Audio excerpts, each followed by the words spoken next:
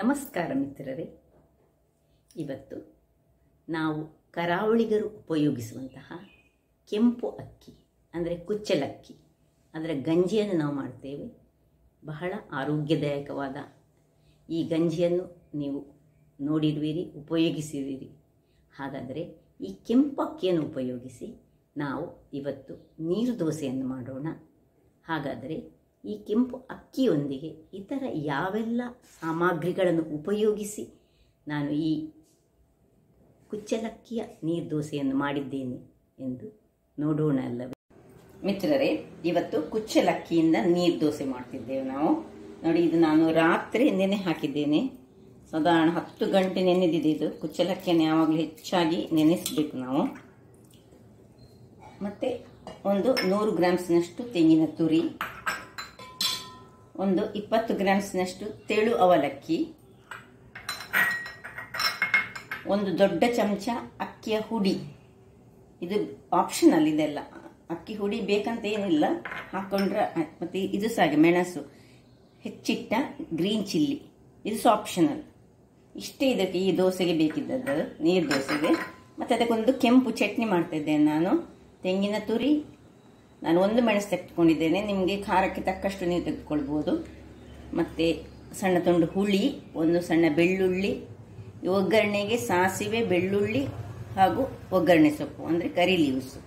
ಹಾಗಾದರೆ ಹೇಗೆ ಮಾಡೋದನ್ನು ನೋಡೋಣ ಅಲ್ಲವೇ. ಮೊದಲಿಗೆ ನೋಡಿ, ಒಂದು ಮಿಕ್ಸಿಯಲ್ಲಿ ನಾವು ಈ ಅಕ್ಕಿಯನ್ನು ಚೆನ್ನಾಗಿ ಗ್ರೈಂಡ್ ಮಾಡಿಕೊಳ್ಬೇಕು. ನೋಡಿ, ಹಾಕ್ಕೊಳ್ತಿದ್ದೇನೆ. ಸ್ವಲ್ಪ ನೀರು ಹಾಕ್ಕೊಂಡು ಒಳ್ಳೆ ಗ್ರೈಂಡ್ ಮಾಡುವ, ಫೈನ್ ಪೇಸ್ಟ್ ಆಗ್ತದೆ. ಯಾಕೆಂದರೆ ರಾತ್ರಿಯಿಂದ ನಾವು ನೆನೆಸಿದ್ದೇವಲ್ಲ, ಒಂದು 8 ರಿಂದ 10 ಗಂಟೆ ನೆನೆಸಬೇಕು. ಬಹಳ ರುಚಿಕರವಾಗಿರ್ತದೆ. ಯಾಕೆ ಹೇಳಿದ್ರೆ ನಿಮಗೆ ಗೊತ್ತುಂಟು, ಕುಚ್ಚಲಕ್ಕಿ, ಈ ಕೆಂಪಕ್ಕಿ ಇದು ಆರೋಗ್ಯಭರಿತವಾದದ್ದು ಸಹ, ದೇಹಕ್ಕೆ ತಂಪು ನೀಡುವಂಥದ್ದು. ನೋಡಿ, ಇದರದ್ದು ಕಲರ್ ನೋಡಿ. ಒರಿಜಿನಲ್ ಅಕ್ಕಿಯನ್ನು ತೆಗೆದುಕೊಳ್ಬೇಕು. ಈಗ ಇಷ್ಟು ಅಕ್ಕಿಯನ್ನು ಹಾಕಿ ಇದಕ್ಕೆ ಈ ಬೌಲ್ನಲ್ಲಿರುವ ತೆಂಗಿನ ಇದು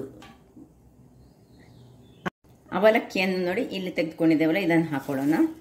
ಸೀದಾ ಹಾಕೊಳ್ಳೋದು. ಹಾಗೂ ತೆಂಗಿನ ತುರಿ, ಫ್ರೆಶ್ ತೆಂಗಿನ ತುರಿ ಇದ್ದರೆ ಬಹಳ ಒಳ್ಳೆಯದಾಗ್ತದೆ.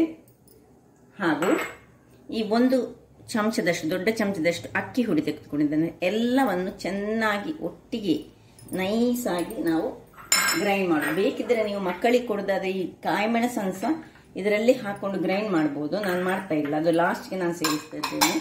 ಈಗ ಇದಕ್ಕೆ ಸ್ವಲ್ಪ ನೀರನ್ನು ಸೇರಿಸಿ ಫೈನ್ ಆದ ಪೇಸ್ಟ್ ಮಾಡ್ಕೊಳ್ಳೋಣ. ನಿಧಾನಕ್ಕೆ ಬಿಟ್ಟು ಬಿಟ್ಟು ಮಾಡಿ. ಕೆಲವರ ಮಿಕ್ಸಿ ಅಷ್ಟು ಫೈನ್ ಆಗ್ತಿಲ್ಲ ಮಾಡಲಿಕ್ಕೆ, ನಮ್ದು ಆಗ್ತದೆ. ಅದರಿಂದಾಗಿ ಬಿಟ್ಟು ಬಿಟ್ಟು ಫೈನ್ ಪೇಸ್ಟ್ ಹೇಗೆ ನಾವು ನೀರು ದೋಸೆಗೆ ಮಾಡ್ತೇವೆ ಹಾಗೆ ಮಾಡೋಣ. ಮಾಡಿ ತರ್ತೇನೆ ನಾನೀಗ. ನೋಡಿ ವೀಕ್ಷಕರೇ, ನಾನು ಇಷ್ಟು ನಾನು ದಪ್ಪದಲ್ಲಿ ಮಾಡಿದ್ದೇನೆ. ಈಗ ಇದಕ್ಕೆ ಇದನ್ನು ನಿಮಗೆ ಎಷ್ಟು ಬೇಕು ಅಷ್ಟನ್ನು ಹಾಕ್ಕೊಂಡು ನಾವು ನೀರು ಮಾಡ್ಕೊಳ್ಳೋಣ. ನೀರು ದೋಸೆ ಹದಕ್ಕೆ ನಾವು ಇದನ್ನು ಈಗ ನೀರು ಮಾಡಿಕೊಳ್ಳೋದು. ಅದು ಒಳ್ಳೆ ಫೈನ್ ಪೇಸ್ಟ್ ಆಗಿದೆ. ಇದರಲ್ಲಿ ಅವಲಕ್ಕಿ ಉಂಟು,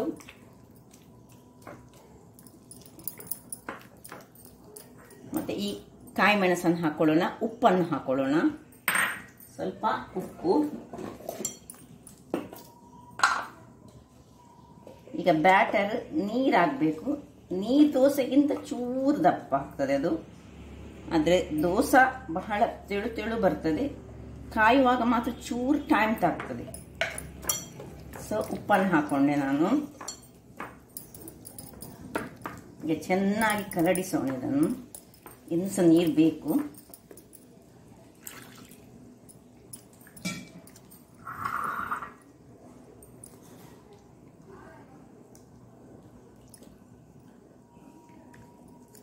ಬಹಳ ರುಚಿಕರವಾಗಿರ್ತದೆ. ನೋಡಿ ವೀಕ್ಷಕರೇ, ನೋಡಿ ಈ ಹದಕ್ಕೆ ಬರಬೇಕು. ನೋಡಿ, ಇದರಲ್ಲಿ ನಾನು ಈಗ ಮೆಣಸನ್ನು ಹಾಕಿದ್ದೇನೆ. ನಿಮಗೆ ಬೇಡದಿದ್ರೆ ಅದನ್ನು ಸ್ಕಿಪ್ ಮಾಡ್ಬೋದು. ಉಪ್ಪು ಹಾಕಿ ಆಯಿತು. ಈಗ ನೋಡಿ ಈ ಹದದಲ್ಲಿ, ನೋಡಿ ಈ ಕನ್ಸಿಸ್ಟೆನ್ಸಿ ಬರಬೇಕು. ಬಹಳ ರುಚಿಕರವಾಗಿರ್ತದೆ. ಇಲ್ಲಿ ನಾನೀಗ ಒಂದು ಗ್ಯಾಸ್ ಅಂದರೆ ತವಾ ಇಟ್ಟುಕೊಂಡಿದ್ದೇನೆ. ಅದಕ್ಕೆ ಸ್ವಲ್ಪ ನಾನು, ನಿಮಗೆ ಬೇಕಿದ್ರೆ ಮಾತ್ರ ಎಣ್ಣೆ ಗ್ರೀಸ್ ಮಾಡಿಕೊಳ್ಬೋದು.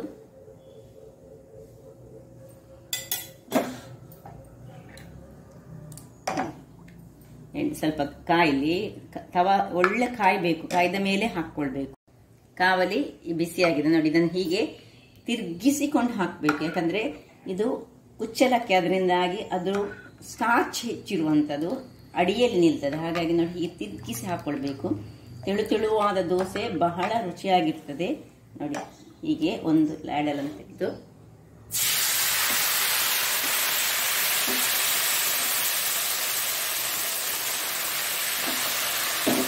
ಹಾಕಿ ಮುಚ್ಚಿಟ್ಟುಕೊಳ್ಳೋಣ. ಇದು ಮಾತ್ರ ಬೇಯಲಿಕ್ಕೆ ಸ್ವಲ್ಪ ನೀರು ದೋಸೆ ಆಗೆಲ್ಲ ಸ್ವಲ್ಪ ಹೆಚ್ಚು ಟೈಮ್ ತೆಗೆದುಕೊಳ್ತದೆ. ಆ ಟೈಮ್ನಲ್ಲಿ ಈಗ ನಾವು ಚಟ್ನಿಯನ್ನು ಮಾಡೋಣ ನೋಡಿ. ಒಂದು ಸಣ್ಣ ಮಿಕ್ಸಿಯಲ್ಲಿ ನಾನು ಒಂದು ಮೆಣಸು, ನಿಮಗೆ ಖಾರಕ್ಕೆ ತಕ್ಕಷ್ಟು ಕೆಂಪು ಚಟ್ನಿಯನ್ನು ಮಾಡ್ತಿದ್ದೇನೆ ನಾನಿವತ್ತು. ಸ್ವಲ್ಪ ಹುಳಿ ಹಾಕ್ತಿದ್ದೇನೆ, ಒಂದು ಬೆಳ್ಳುಳ್ಳಿ ಮತ್ತು ಸ್ವಲ್ಪ ತೆಂಗಿನ ತುರಿ, ಉಪ್ಪು ಹಾಕಿ, ಈಗ ಸ್ವಲ್ಪ ಉಪ್ಪನ್ನು ಹಾಕಿ ನೀರು ಹಾಕಿ ಗ್ರೈಂಡ್ ಮಾಡಿ ತರ್ತೇನೆ ನಾನು. ಗ್ರೈಂಡ್ ಮಾಡಿದಂತಹ ಚಟ್ನಿ ನೋಡಿ ರೆಡಿಯಾಗಿದೆ. ಈಗ ಇದನ್ನು ಒಂದು ಪಾತ್ರೆಗೆ ಶಿಫ್ಟ್ ಮಾಡುವ.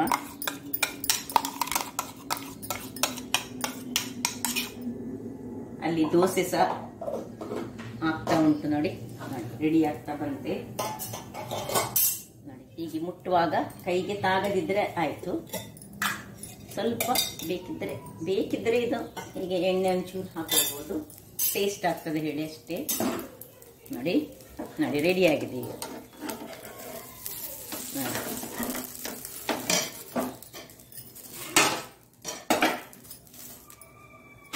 ಒಂದು ದೋಸೆ ರೆಡಿ ಆಯಿತು. ಈಗ ಸೇಮ್ ಪ್ರೊಸೀಜರ್ ಇನ್ನೊಂದು ದೋಸೆ ಸಹ ಹಾಗೆ ಮಾಡೋದು ನೋಡಿ. ಇಷ್ಟು ಕಣ್ಣು ಸಹ ಬಂದಿದೆ, ಇಷ್ಟು ತೆಳುವಾಗಿದೆ ನೋಡಿ. ಇಲ್ಲಿ ಇನ್ನೊಂದು ಹೀಗೆ ತಿರುಗಿಸಿಕೊಂಡು ಹಾಕಬೇಕು ಯಾವಾಗಲೂ ಹಾಕುವಾಗ.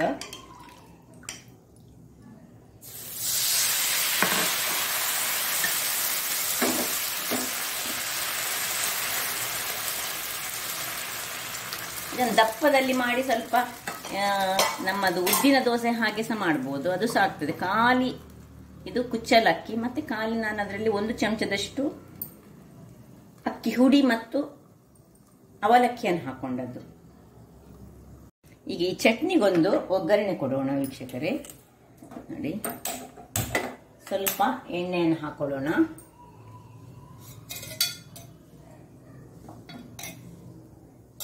ಆಸ್ ಯೂಶುವಲ್ ಚಟ್ನಿಗೆ ಒಂದು ಒಗ್ಗರಣೆ. ಈಗ ಬೆಳ್ಳುಳ್ಳಿಯನ್ನು ಹಾಕೊಳ್ಳೋಣ, ಸ್ವಲ್ಪ ಸಾಸಿವೆ, ಕರಿಬೇವಿನ ಸೊಪ್ಪು,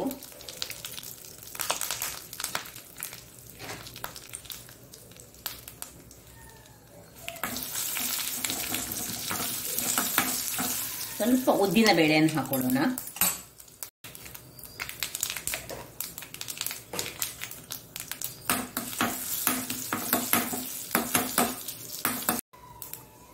ಆಯ್ತು ವೀಕ್ಷಕರೇ, ಇದನ್ನು ಆಫ್ ಮಾಡಿಕೊಂಡು ಇದನ್ನು ಚಟ್ನಿಗೆ ಶಿಫ್ಟ್ ಮಾಡ್ಕೊಳ್ಳೋಣ. ಚಟ್ನಿಯೂ ರೆಡಿ ಆಯಿತು, ದೋಸೆಯೂ ರೆಡಿ ಆಯಿತು. ಇನ್ನೊಂದು ದೋಸೆ ಇಲ್ಲಿ ರೆಡಿ ಆಗ್ತಾ ಉಂಟು.